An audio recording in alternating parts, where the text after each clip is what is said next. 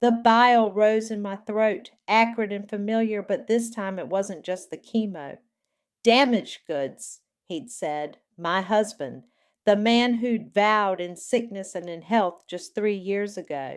His voice, usually so warm when he wanted something, was flat like a surgeon discussing a tumor to be excised. I was the tumor. My name is Tamara, and in that sterile white room, with the drip, drip, drip of the IV bag a mocking metronome to my disintegrating life, I learned what I was truly worth to Royal. Less than nothing. He stood by the window, silhouetted against the weak afternoon sun, looking out as if he were contemplating a particularly dull landscape. Not at me, of course. I was too frail, too bald, too damaged. His mother, Stella, perched on the edge of the uncomfortable visitor's chair, her handbag clutched in her lap like a shield. Herbert, his father, hovered near the door, looking vaguely uncomfortable but resolutely on his son's side, a united front. It's just not working, Tamara, Royal continued, finally turning his gaze not to my eyes but somewhere around my chin. This whole situation, it's a lot for me. A lot for you? My voice was a raw whisper, a stranger's voice. The effort to speak sent a wave of nausea through me. I clutched the thin hospital blanket. Stella sniffed a small, precise sound. Royal has needs, dear. A man like him. He needs support, not this constant drain. She gestured vaguely at me, at the IV stand, at the whole pathetic picture I presented. We've talked about it. Herbert rumbled, his voice attempting a soothing tone that only made my skin crawl. And we think Royal is being very brave, making this difficult decision now, better than dragging it out. Brave. He was brave for abandoning his wife mid-chemotherapy. The room tilted. I focused on a water stain on the ceiling tile, trying to anchor myself. So what? You're leaving? I managed. Royal nodded, a quick, decisive movement. My lawyer will be in touch with yours. It's all very straightforward, really. The prenup was quite clear. The prenup. I vaguely remembered signing it, a flurry of papers before the wedding. Royal had been insistent, his family even more so. Just a formality, darling, he'd cooed, to protect the family business. Now it was a weapon. And where will you go? I asked, though a cold dread was already seeping into my bones, a dread that had nothing to do with the cancer. I've already moved out, actually, he said, a touch of impatience in his voice. Been staying at the club for a bit, but I've found a new place. Stella beamed, a grotesque expression on her perfectly made-up face. He has, and it's for the best. He needs a fresh start, a positive environment. She paused, then delivered the line that twisted the knife already buried to the hilt. Schuyler has been such a comfort to him through all this, a true friend. Schuyler, my best friend since college, the one who'd held my hand when the doctor gave us the diagnosis, tears in her eyes, the one who'd promised to be there for me no matter what. The room spun faster. Schuyler? Royal had the decency to look away then, a flicker of something, shame, annoyance, crossing his face. But Stella, ever helpful, elaborated. Oh, yes, she's been wonderful. So supportive of Royal. They've been spending a lot of time together. She understands what he's going through. The air left my lungs. Schuyler, of course. The concerned texts that had become less frequent, the missed calls, the vague excuses. It all clicked into place with sickening clarity. They hadn't just been spending time together. Get out, I rasped, the words scraping my throat. All of you, get out! Herbert shuffled his feet. Now, Tamara, let's not be hysterical. Out! This time a sliver of strength, fueled by a sudden white-hot rage, propelled the word. Royal actually flinched. He looked at his mother, who gave a slight, almost imperceptible shrug. Well, if that's how you want to be, he said, his voice regaining its cold composure, we'll see ourselves out. My lawyer will call. He turned and walked out, Herbert following like a shadow. Stella lingered for a moment, her eyes sweeping over me with a look of distaste. You know, dear, she said, her voice dripping with false sympathy, you really should have taken better care of yourself. Then perhaps none of this would have happened. She patted her hair, then followed her son and husband, leaving the scent of expensive perfume and utter devastation in her wake. The door clicked shut. Silence descended, heavy and suffocating. The drip, drip, drip of the IV was deafening. Damaged goods, a burden, replaced by my best friend. The words echoed, bounced off the sterile walls, burrowed into my soul. I lay there, tears finally streaming down my face, soaking the thin pillow. The pain was a living thing, coiling in my chest, squeezing the air from my lungs. I wanted to scream, to shatter, to disappear. They thought I would just break, crumble into dust like the ashes of my old life. For a long moment I thought they might be right. But then, beneath the crushing weight of grief and betrayal, something else stirred. A tiny, cold spark, an ember refusing to be extinguished. They thought I would just break. They had no idea. The days that followed were a blur of sterile corridors, nausea, and a loneliness so profound it felt like another layer of sickness. My small apartment, once a cozy haven, now echoed with Royal's absence. His side of the closet was bare, his scent fading from the pillows. Each morning I dragged myself through the motions, chemo appointments, forcing down bland food, staring at the four walls that felt like they were closing in. The worst part, aside from the relentless physical misery, was the digital haunting. Schuyler, bless her treacherous heart, had always been an oversharer. Now her social media was a technicolor testament to her bliss with Royal. A candlelit dinner here, a weekend getaway there. Selfies of them beaming, his arm slung possessively around her shoulder. One post, a picture of them clinking champagne glasses, was captioned, "Two new beginnings and leaving the negativity behind. Shared blessed, shared true love." Negativity, that was me. I'd scroll, a masochistic ritual, each image a fresh stab. Friends, mutual acquaintances, liking their posts, commenting with heart emojis. Did no one see how grotesque this was? Or did they just not care? Probably the latter. Royal was charming, wealthy. Schuyler was now with Royal. That seemed to be enough for most people. One particularly bleak evening after a grueling chemo session had left me weak and shaking, I was rummaging through the desk in the spare room, his old office. I was looking for an old insurance policy, something to do with the house, my mind too foggy to remember the details.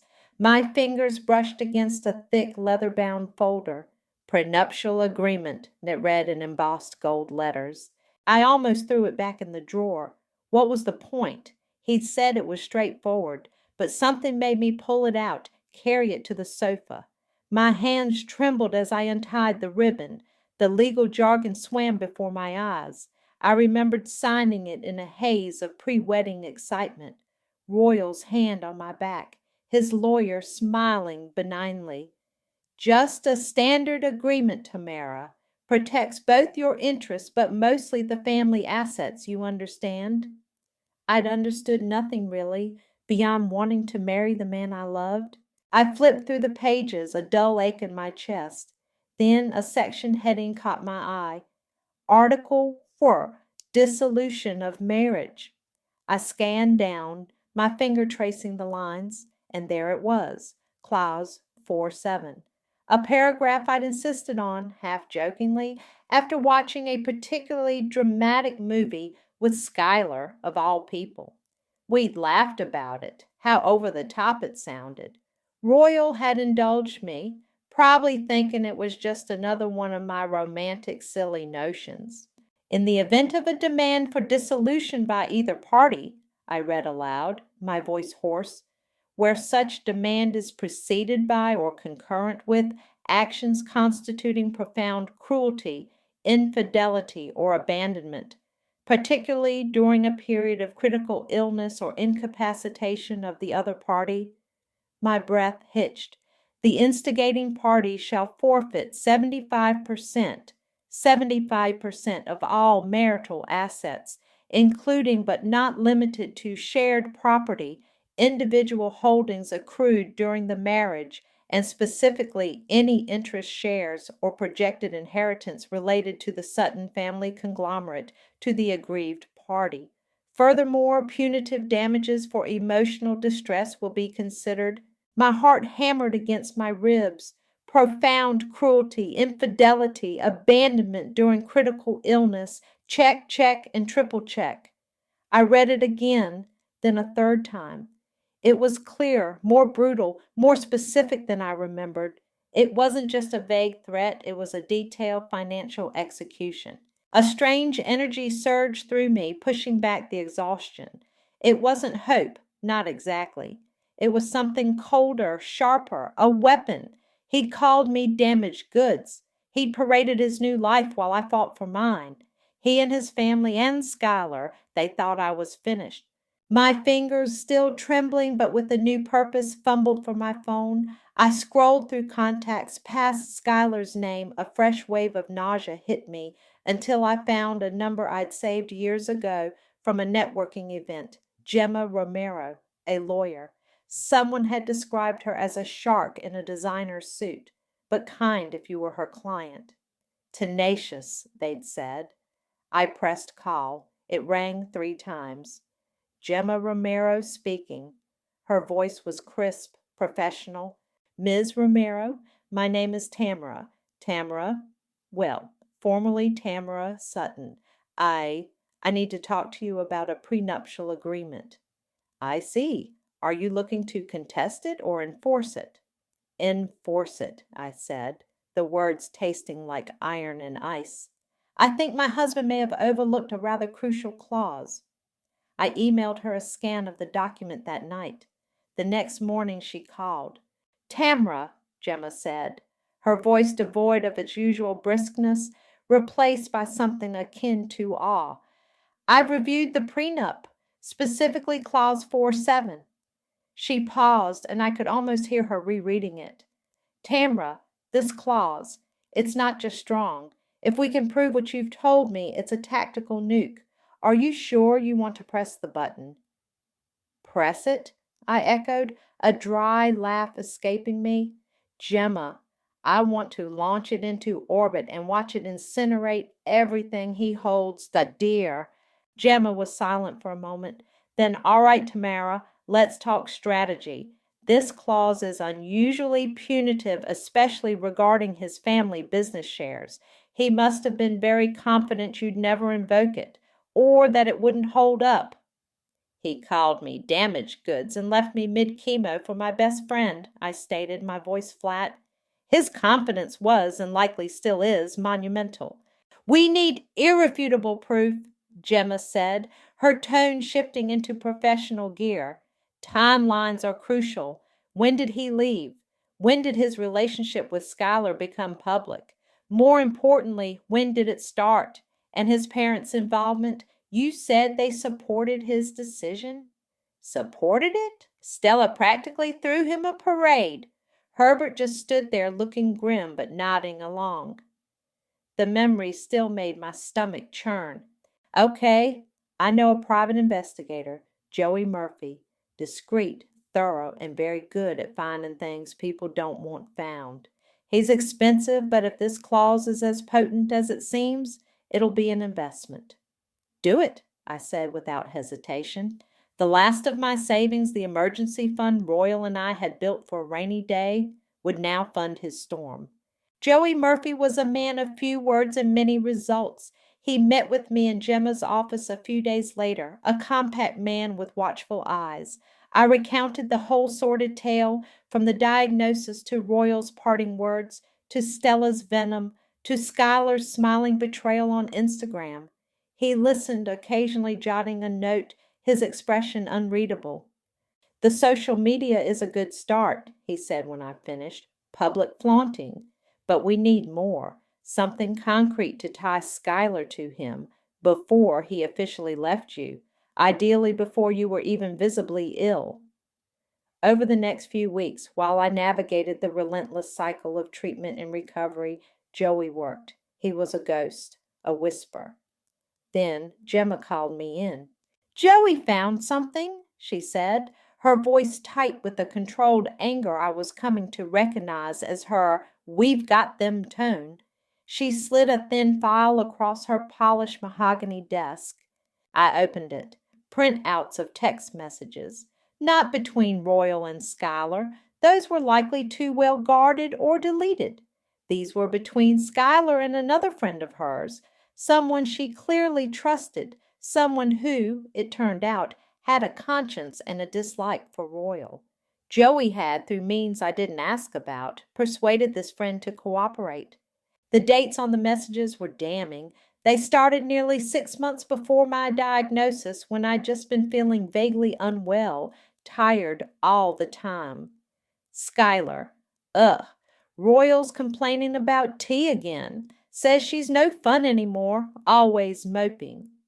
Friend. Seriously? She's been your bestie forever. What's up with her? Schuyler. Who knows?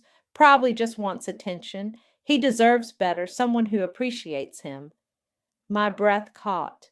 This wasn't just opportunistic. This was calculated. More messages. Schuyler detailing how she'd subtly suggest to Royal that I was being too demanding, emotionally fragile, not supportive enough of his career.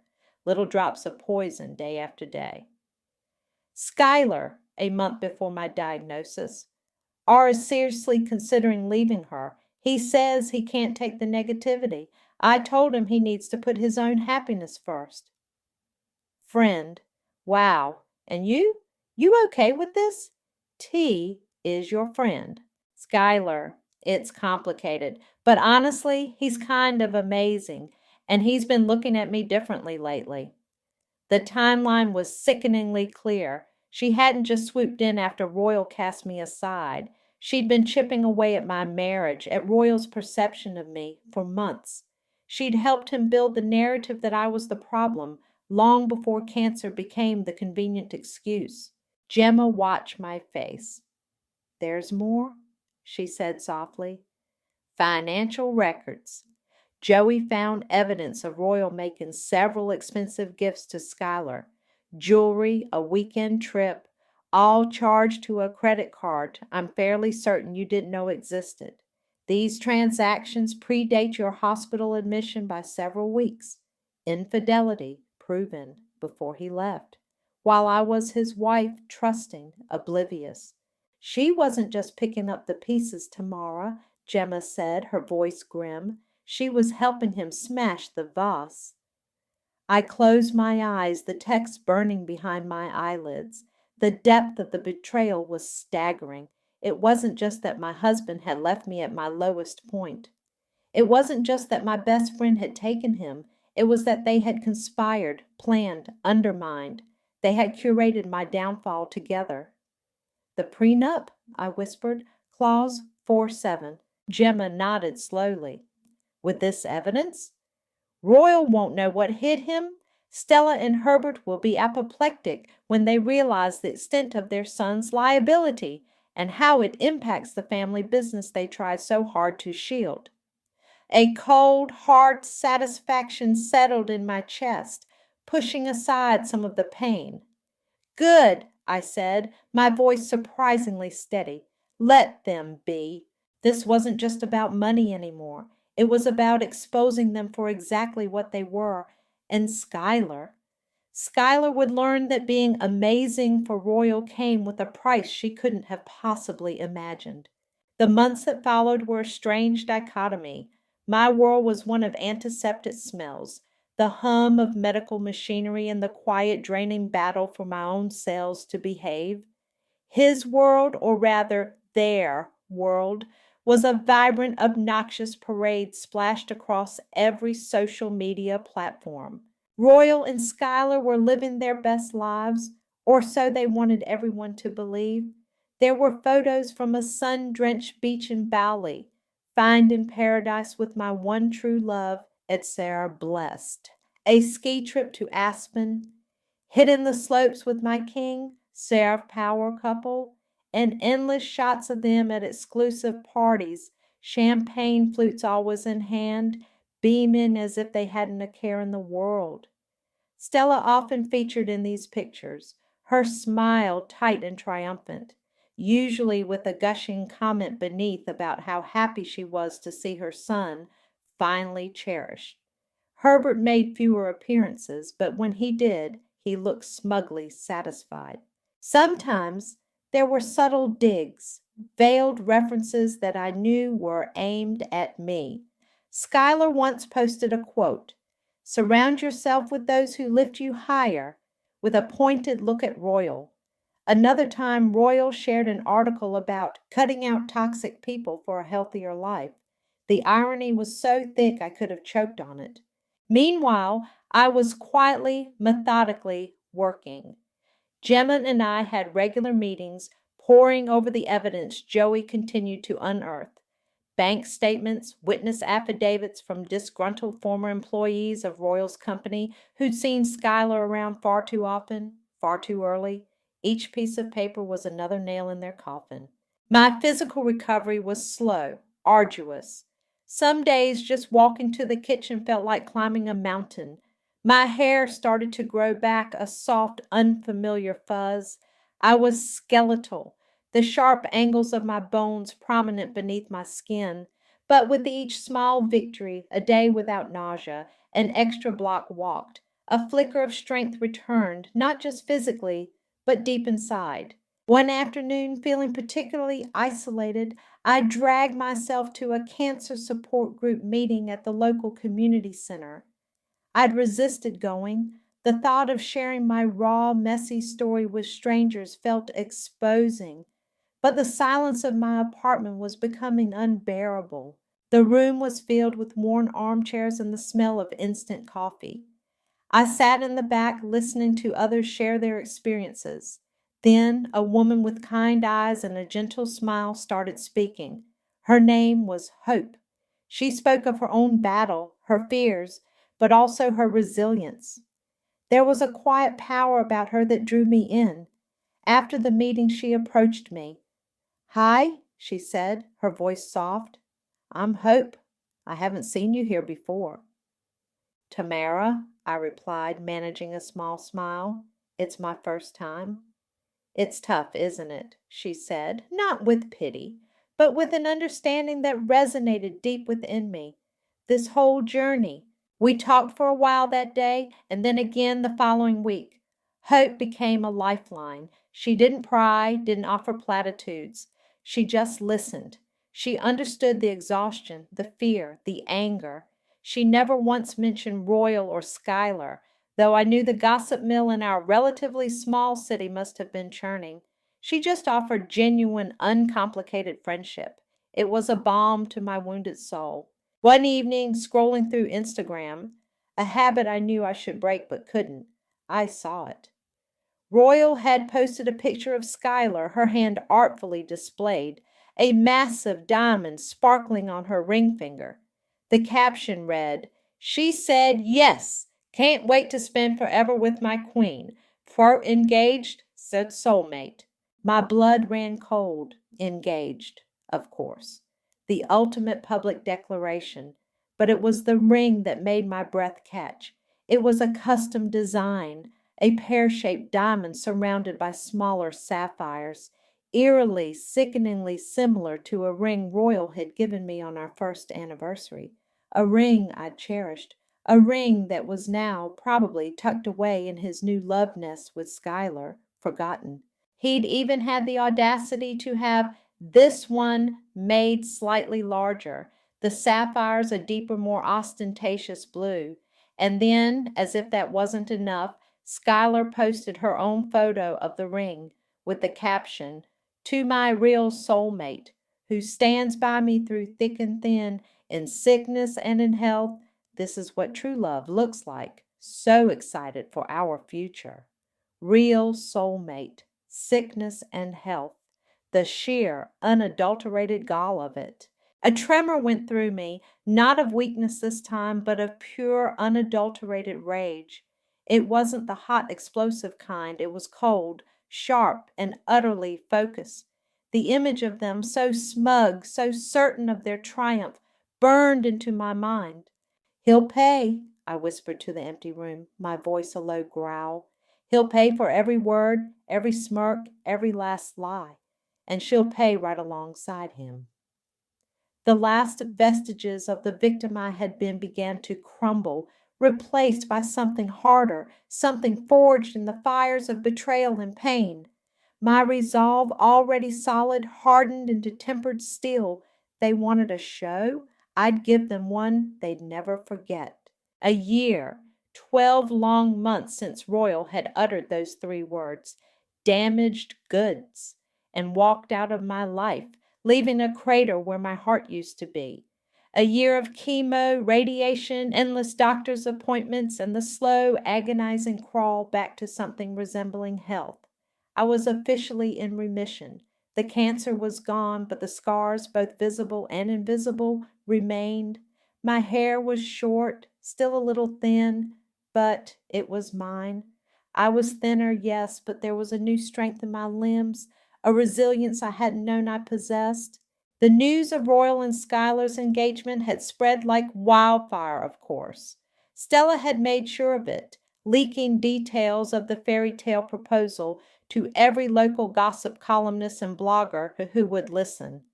Now the city was buzzing with anticipation for their engagement party. It was to be the event of the season, held at the most exclusive venue in town, a historic mansion with sprawling gardens. Invitations, thick cream cardstock with gold calligraphy, were apparently as coveted as Willy Wonka's golden tickets.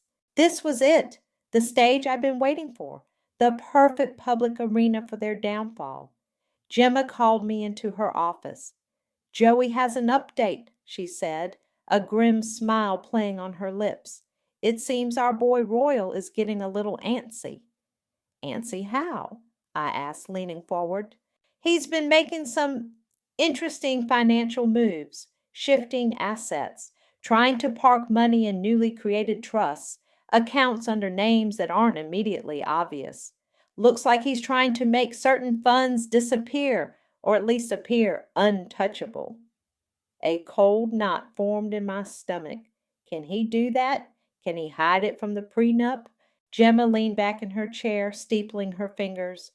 Ordinarily, with a standard prenup, it might complicate things, make recovery messier. But Clause 4.7, Tamara, it's a masterpiece of foresight. Remember the wording? All marital assets, including but not limited to shared property, individual holdings accrued during the marriage, and specifically any interest shares or projected inheritance related to the Sutton family conglomerate. She tapped a highlighted section of the clause. The profound cruelty aspect triggers a much wider net. It essentially pierces the veil of many typical asset protection strategies, especially if we can prove he's acting in bad faith to circumvent the agreement he himself signed. She grinned. He thinks he's being clever. He's actually just digging his own grave deeper and handing us a bigger shovel. A few days later, Joey delivered another bombshell. He'd been tracking Royal's business dealings, specifically anything new, and he'd found it. Royal, with Schuyler's enthusiastic encouragement, Joey had an email chain where she gushed about how brilliant he was attempting to funnel a significant portion of his shares from the main family business into a brand new independent venture, a flashy tech startup solely in his name. The money trail was convoluted, designed to look like a legitimate investment diversification, but Joey had unpicked it. "He's trying to siphon off the cream, Tamara," Joey explained, laying out flowcharts that looked like a spider's web. "Move the most valuable liquid parts of his inheritance and business holdings into something he thinks will be shielded if you ever decided to make a fuss." A fuss, I repeated, a bitter taste in my mouth. They still saw me as a minor inconvenience, a problem easily managed or dismissed, broken, too sick, too weak, too stupid to fight back. They think they're so clever, I whispered to Gemma later, relaying Joey's findings. The audacity of it was breathtaking. While I was fighting for my life, they were plotting how to further screw me over, how to protect their ill-gotten gains. Gemma's eyes gleamed. This is even better than we hoped. The prenup specifically mentions his shares in the Sutton family conglomerate and projected inheritance. This new venture? It's funded directly by those assets. He's essentially just moving money from his right pocket to his left, thinking we won't notice the hole in the right one. And Schuyler's email cheering him on? That's just the cherry on top, proving intent and collusion. She leaned forward, her voice dropping conspiratorially. The beauty of Clause 4-7, Tamara, the part Royal and his high-priced family lawyers clearly skimmed over in their arrogance, is that it doesn't just penalize him for the infidelity and abandonment. The profound cruelty during critical illness component acts as an accelerant. It makes all his assets, including those he inherited or thought were ring-fenced by the main body of the prenup, fair game, especially when he's the one who violated the terms so spectacularly. He didn't just break a promise to Mara, he detonated it. A slow, cold smile spread across my face. So his attempts to hide the money are actually making it easier for us to take it? Precisely, Gemma confirmed. He's creating a clear paper trail from the protected family assets directly into this new vulnerable entity, all while actively breaching the terms of the agreement that would have otherwise offered him some protection. He's practically gift-wrapping his fortune for us. The golden invitation to their engagement party arrived a week later, forwarded from my old address. Thick, ostentatious, reeking faintly of Skylar's preferred tuberose perfume. I held it in my hand, the weight of it symbolic. It wasn't just an invitation to a party. It was an invitation to judgment. They have no idea, I murmured, tracing the elaborate calligraphy of their names. No idea at all. The week of the engagement party crawled by, each day ratcheting up the tension within me. I had my final major checkup with Dr. Evans. She smiled, a genuine warm expression that reached her eyes. Tamara, your latest scans are clear. Your blood work is excellent. You're doing remarkably well. Officially, wonderfully, boringly healthy. Boringly healthy. The words were music. I thanked her, my voice thick with emotion. It was a milestone, a significant victory in a war I hadn't chosen, but had been forced to fight. That afternoon I met Gemma at her office. The conference table was covered in neatly stacked documents. Affidavits, financial statements, Joey's meticulously detailed reports, and the final notarized legal papers ready to be served. The sheer weight of it all, the culmination of a year of clandestine planning, hit me. Ready? Gemma asked, her gaze steady. I nodded, though a wave of anxiety washed over me. My hands felt clammy. It's a lot, Gemma. Walking in there in front of everyone. You don't have to do this, Tamara, she said gently. We can have the papers served quietly. Let the lawyers handle it from here. You've already won, legally speaking. I shook my head. No, they need to see me. He needs to see me. Stella, Herbert, Schuyler, all of them. They need to understand what they did. This isn't just about the money, though God knows they deserve to lose every penny. It's about them looking me in the eyes, their world comes crashing down. A memory surfaced, unbidden, my wedding day. The sun had been shining, just like in their engagement photos. I was giddy with happiness, so sure of our future. We were in the lawyer's office the day before the wedding for the final signing of the prenup. Royal had been impatient, eager to get to the rehearsal dinner. Are we done yet? He'd sighed, tapping his pen. Just one more thing, Mr. Sutton, his lawyer had said. Mrs. Sutton-to-be had a small addition to Clause 4.7. Royal had raised an eyebrow at me. Oh, more legalese, darling? I'd felt a strange prickle of unease even then, a tiny, nagging doubt I couldn't quite articulate. It was probably just pre-wedding jitters, but I'd insisted. It's about, well, it's about extreme circumstances, I'd said, feeling a little foolish.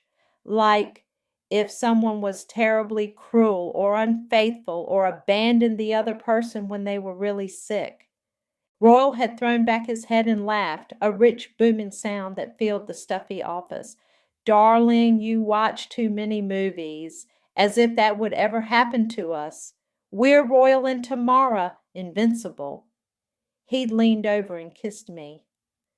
Whatever makes you happy, my love. It's not like we'll ever need it. He'd scribbled his signature without even rereading the amended clause. His lawyer, taking his cue, had merely glanced at it. The memory, so vivid, so laced with bitter irony, solidified my resolve. He'd laughed it off, dismissed my intuition. Now that silly little clause was about to become his undoing. This wasn't just about settling a score. It was about every dismissive laugh, every patronizing pat on the head, every moment he'd made me feel small or foolish for having a feeling, a fear. It was about the profound cruelty he'd shown, not just in his actions, but in his utter disregard for me as a human being. No, I said to Gemma, my voice firm now. I need to be there. I owe it to myself, to the woman I was when I insisted on that clause. Gemma nodded slowly, a flicker of understanding in her eyes. All right, then we go in strong. Process server will be with us. We walk in, he gets served. I make a brief, clear statement. No hysterics, no arguments, just the cold, hard facts. And then we watch the fireworks, Gemma said with a thin smile. The night before the party, I stood in front of my bedroom mirror. The woman looking back was a stranger in some ways. Thinner, yes. The short hair was still a novelty, framing a face that had lost its youthful roundness.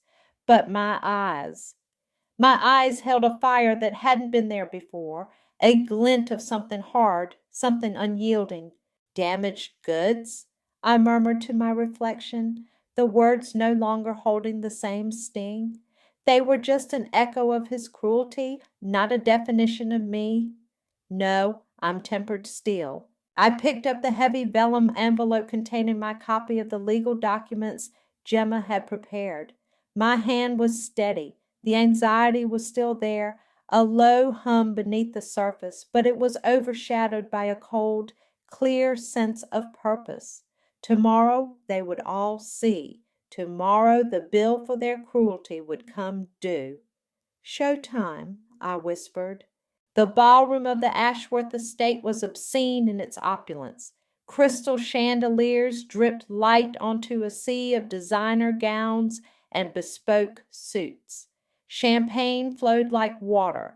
A string quartet played something classical and expensive in the corner, and in the center of it all, on a slightly raised dais, stood Royal, his arm around Schuyler, a microphone in his hand. He was beaming, his teeth flashing white against his tanned skin. Schuyler, resplendent in a glittering silver dress that probably cost more than my first car, gazed up at him with an expression of pure adoration. Stella and Herbert stood nearby, radiating smug satisfaction. Royal's brother, Danny, equally arrogant and dismissive as his sibling, clapped along with the assembled guests. And so, Royal was saying, his voice amplified, dripping with saccharine sentiment, I raise my glass to Schuyler, my rock, my inspiration, the woman who showed me what true love, what real partnership truly means. She stood by me through a difficult time and brought sunshine back into my life. To Schuyler. To Schuyler, echoed the crowd, glasses held high. That was our cue. Gemma, impeccably dressed in a severe but elegant black suit, gave me a nod. Beside her, a tall, impassive man I knew to be the process server clutched a large envelope. I took a deep breath, smoothed down the simple dark blue dress I'd chosen. Understated, dignified, the color of a gathering storm, and we walked in. We didn't sneak. We walked through the main entrance past the astonished-looking event staff and directly towards the dais. The string quartet faltered, one violin screeching slightly off-key before falling silent. A ripple went through the crowd as heads began to turn. The joyous chatter died down, replaced by confused murmurs. Royal, mid-sip of his champagne, lowered his glass, his smile freezing on his face as he saw us. His eyes widened, first in disbelief, then in a dawning horror. Schuyler, following his gaze, let out a small, confused "Oh?" Her perfectly painted smile wavered. The process server stepped forward, calm and methodical. "Royal Sutton?" he asked, his voice carrying easily in the sudden hush. Royal just stared, his face draining of color. He looked like he'd seen a ghost. My ghost. "Mr. Sutton, you are hereby served," the process server stated, handing the thick envelope to Royal's unresisting hand. Royal took it numbly, his fingers fumbling with the expensive paper. Stella, her face contorting in outrage, started forward. "What is the meaning of this? Who let you in? Security?" Gemma stepped smoothly in front of me, her voice cutting through the rising tension, clear and authoritative. "Stella, please. There's no need for theatrics." She addressed the stunned assembly. "Good evening, everyone. For those of you who don't know me, my name is Gemma Romero. I am Tamara's legal counsel." She gestured to me. I stood tall, meeting the shocked and curious gazes without flinching. "We are here tonight," Gemma continued, her voice ringing with cold precision, "to formally notify Mr. Royal Sutton of the enforcement of Clause 4.7 of his prenuptial agreement with Tamara, specifically the infidelity, abandonment, and profound cruelty during critical illness clause." A collective gasp went through the room. Schuyler's hand flew to her mouth, her eyes wide with disbelief, darting between Royal and me. Royal looked as if he might be sick. Herbert's jaw had dropped. "This clause," Gemma announced, her gaze sweeping over the stunned faces of the Sutton family, "stipulates that due to Mr. Sutton's actions for which we have overwhelming and irrefutable evidence, Tamara is entitled to 75% of all marital assets." A low murmur rippled through the crowd. 75% was a lot, but for the Suttons, perhaps manageable. Gemma paused for effect. "This includes, but is not limited to, 75% of Mr. Sutton's shares in the Sutton family conglomerate, valued at their current peak market price." This time the gasp was louder, sharper. Danny actually choked on his drink. Stella made a strangled sound. Herbert looked like he was having trouble breathing. The family business, their empire.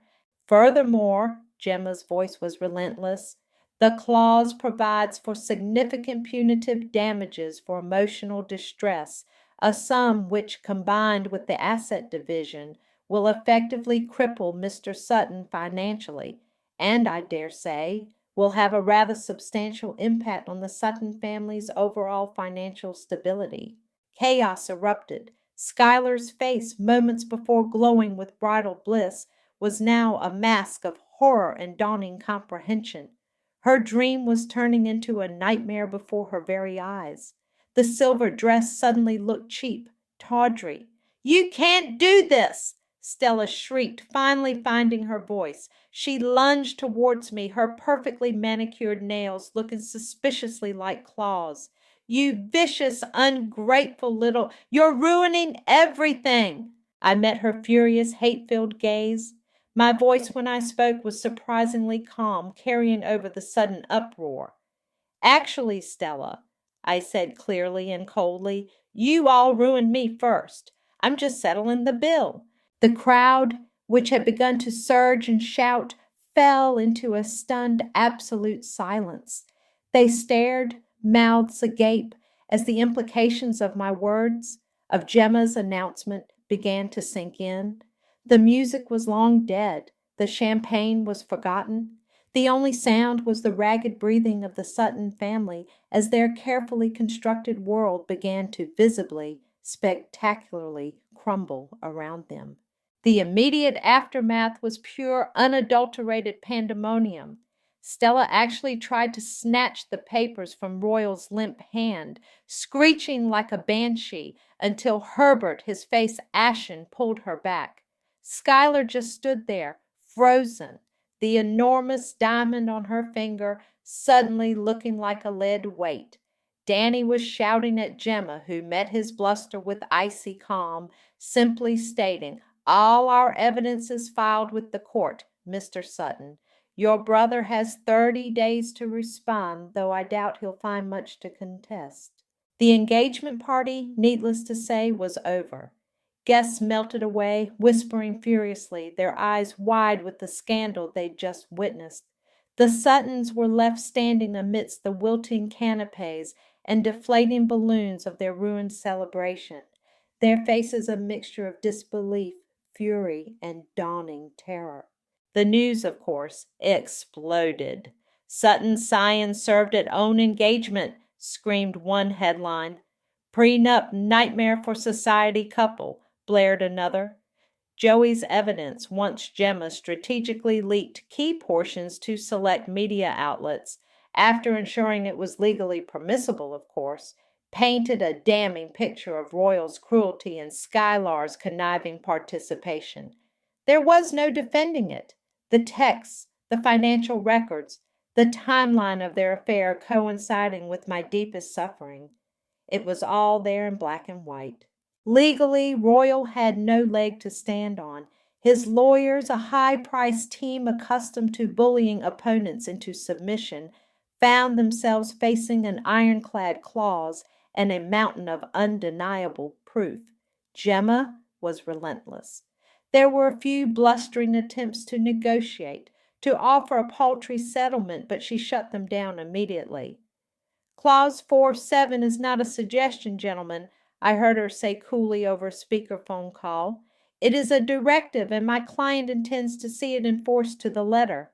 The financial settlement was, as Gemma had predicted, devastating for Royal. 75% of everything, including the valuation of his shares in the family business, which, as it turned out, was even more than we'd initially estimated. The punitive damages for emotional distress were substantial. He was, for all intents and purposes, wiped out. The family business, the Sutton conglomerate, took a massive hit, forced to buy out Royal shares at an inopportune time, their stock price tumbling amidst the scandal. Herbert and Stella were reportedly beside themselves, their carefully cultivated image shattered, their social standing in tatters. Royal and Schuyler's fairy tale romance imploded spectacularly under the weight of public disgrace and financial ruin. Without the Sutton millions to cushion her, Schuyler apparently found Royal far less appealing.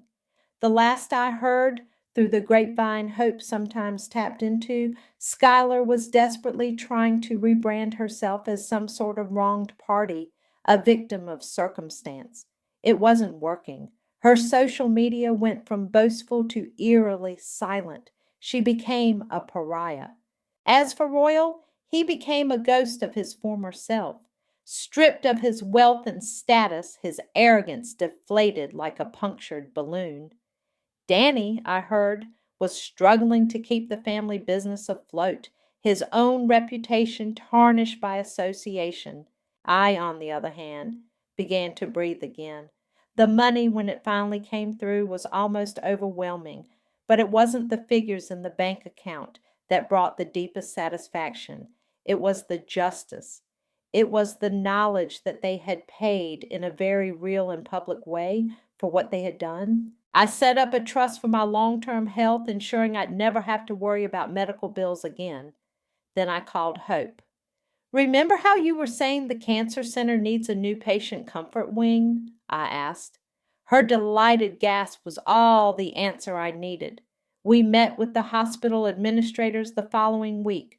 The Tamara's Haven Wing, dedicated to providing a peaceful, supportive space for patients and their families, is due to open next spring.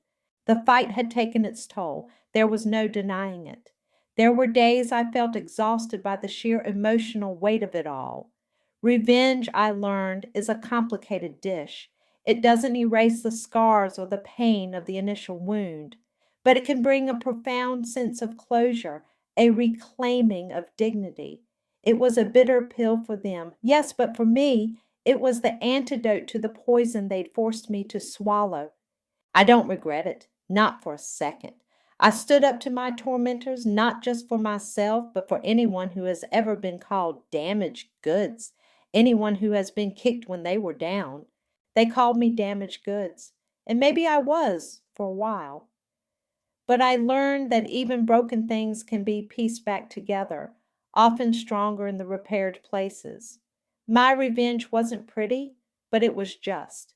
And as I look towards my future, a future I am now free to build on my own terms, I carry the lessons, the scars, and an unshakable knowledge of my own worth. They tried to bury me, but they didn't know I was a seed, and I am finally starting to bloom.